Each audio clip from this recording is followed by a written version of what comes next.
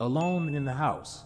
I never believed in ghosts. Not really. Sure, I had my fair share of spooky stories told around campfire, but they were just that, stories. So when I found myself alone in my new house for the first time, I didn't think much of the creaks and groans that accompanied its settling frame. It was an old Victorian, beautiful and charming, with high ceilings and hardwood floors that whispered secrets of its past with every step. I was excited to be there. This was my new beginning. It was a chilly October evening when I moved, the kind where the wind howled through the tree and the moon cast eerie shadows on the ground. I had spent the whole day unpacking, trying to make the place feel like home. By nightfall, I was exhausted and decided to take a hot shower before bed. The bathroom was at the end of a long, narrow hallway, kind you'd see in horror movies where the lights flicker and something jumps out at you. But I was tired and more than a little eager to wash off the dust and grime of the day. As I stepped into the shower, hot water was a welcome relief. I closed my eyes, letting the steam envelop me. That's when I heard a faint sound of a door creaking open. My heart skipped a beat. I told myself it was just the wind. That old houses made noise. I turned the water off and listened. Silent. I chuckled nervously, shaking my head at my own paranoia. But as I dried off, I couldn't shake the feeling of being watched. Back in my bedroom, I double-checked that I had locked the front door and window. Everything was secure. I slipped into bed, pulling the covers up to my chin, determined to get some rest. Sleep came quickly, but it was fitful, and closed my eyes, filled with strange dreams of shadowy figures lurking in the corners of my mind. I woke in the middle of the night to a soft thud. My eyes snapped open. My heart raced. I lay still, listening. The house was quiet, too quiet. I reached for my phone on the nightstand and checked the time. 3:17 a.m. The witching hour. Great. It was probably nothing. I debated whether or not to investigate. I told myself just the house settled, but then I heard it again. A soft, muffled thud, like footsteps on the hardwood floor. I sat up, straining to hear more. The sound was coming from downstairs. I swung my legs over the side of the bed and stood up. Grabbing the baseball bat I kept under the bed for emergency. My hands were shaking as I made my way to the bedroom door. The hallway was dark, and I fumbled for the light switch. Nothing happened. The power must have gone out. I cursed under my breath and pulled out my phone, using the flashlight to guide my way. A beam of light cut through the dark, but it also made the shadows seem more alive, more menacing. I crept down the stairs, every step sounding like a gunshot in the silence. The living room was empty, the furniture casting long, eerie shadow. I shone the flashlight around, trying to see if anything was out of place. That's when I saw a figure standing in the corner, just beyond the reach of the light. I froze, my breath caught in my throat. The figure didn't move, didn't make a sound. It was just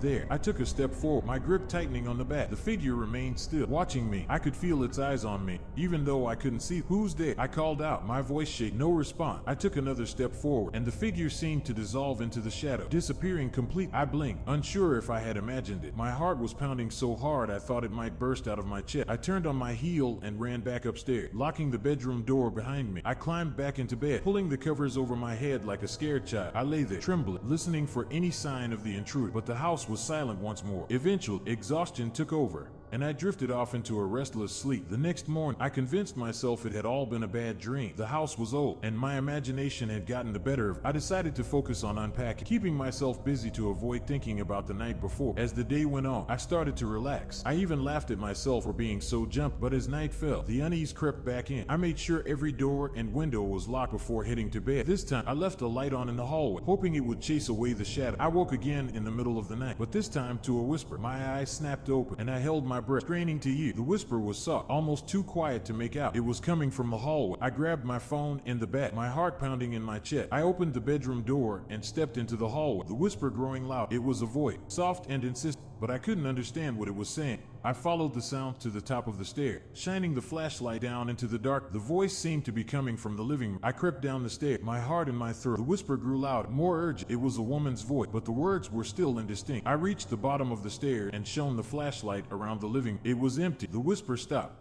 I let out a shaky breath, my nerves frayed. This was ridiculous. I was letting my imagination run wild. I turned to head back upstairs when I heard it again, a soft, desperate whisper right behind me. I spun around, the flashlight beam cutting through the dark. There, standing in the corner, was the figure again. This time, I could see her clearly. She was a woman, her face pale and gaunt, her eyes hollow and filled with sorrow. "Help me," she whispered, her voice barely audible. "Please, help me." I took a step back, my heart racing. "Who are you?" I asked, my voice trembling. "What do you want?" She didn't answer. She just stood there, her eyes pleading. I wanted to run, to get out of the house and never look back, but something in her eyes held me. She looked so lost, so desperate. I took a deep breath and stepped forward, my flashlight trained on her. "Help me," she whispered again, her voice break. "He's here." I didn't understand what she meant, but before I could ask, a cold gust of wind blew through the room, extinguishing my flashlight. I was plunged into darkness, the air around me suddenly frigid. I fumbled for my phone, trying to turn turn the flashlight back on, but it wouldn't work. The battery was dead. Panic set in, and I stumbled back, trying to find my way to the stairs. That's when I heard a low, menacing growl coming from the shadow. My blood ran cold. I turned to run, but something grabbed me, pulling me back. I screamed, struggling to break free, but the grip was too strong. "Help me!" The woman's voice echoed in my ear, but now it sounded distant, as if she was being pulled away. The growling grew louder, more feral, and I felt a sharp pain in my side. I gasped, the air knocked out of me. Then, just as suddenly as it began, the grip released me. I fell to the floor. My body trembled. The growling stopped, and the room fell silent once more. I lay there, too terrified to move, my mind racing. What the hell was happening? I eventually gathered the courage to stand, my legs shaking. I stumbled back up the stairs, my side throbbing with pain. I locked the bedroom door behind me and collapsed onto the bed, my mind reeling. I didn't sleep for the rest of the night, too afraid of what might happen if I closed my eyes. The next morning, I noticed bruises on my side where I had been grabbed. It hadn't been a dream. I spent the day trying to find any information about the house's history, hoping to find some explanation for what was happening. I discovered that the previous owner, a woman named Mark, had disappeared under mysterious circumstances. Her husband had been suspected of foul play, but was never charged. He had died shortly after her disappearance, and the house had been empty ever since. I was convinced that Margaret's spirit was trying to reach out to warn me about something, but what and who or what was the menacing presence in the house? I decided to spend one more night in the house, hoping to find answers. I set up cameras around the house, hoping to capture any paranormal activity. As night fell, the familiar sense of dread returned. I sat in the living room, clutching the baseball bat, my eyes darting around the room. The hour ticked by, and nothing happened. I started to relax, thinking maybe it was all in my head. But then, just after midnight, the whispering started again. My heart pounded in my chest as I listened, the woman's voice growing loud. "Help me," she whispered, her voice filled with despair. "He's here." I stood up, the bat in my hand, and followed the sound to the hallway. The air grew cold, and I saw my breath fogging in front of. The whispering led me to the basement door, which I had kept locked. The door was now slightly ajar, and the whisper seemed to be coming from within. I took a deep breath and pushed the door open. The stairs creaked under my weight as I descended into the dark. The whisper grew loud, more urgent. I reached the bottom of the stairs and shone my flashlight around. The basement was empty, except for an old trunk in the corner. I approached the trunk, the whispering growing loud. My hands were shaking as I opened it. Inside, I found a collection of old photographs and letters. They were love letters, written by Margaret to her husband. But as I read through them, the tone changed. The last few letters were filled with fear, describing how her husband had become violent and erratic. She had hidden the letters in the trunk, hoping someone would find them. As I read the last letter, the whispering stopped. I looked up, and there she was, standing in front of me. Her eyes were filled with gratitude, and she smiled, a sad, haunting smile. "Thank you," she whispered, her voice barely audible. "Now he can't hurt me anymore." Before I could respond, a cold wind swept through the basement, and she vanished. I felt a weight lift off my shoulder. The oppressive feeling that had hung over the house dissipated. I knew she was finally at peace. I left the house the next day, unable to stay any longer. I sold it to a young couple, hoping they would never experience what I had. I never spoke of what happened, but the memory of that night still haunts me. I no longer doubt the existence of ghosts. Some houses hold onto the past, their walls echoing with the whispers of those who came before. And sometimes, those whispers are a cry for help, a plea for someone to listen.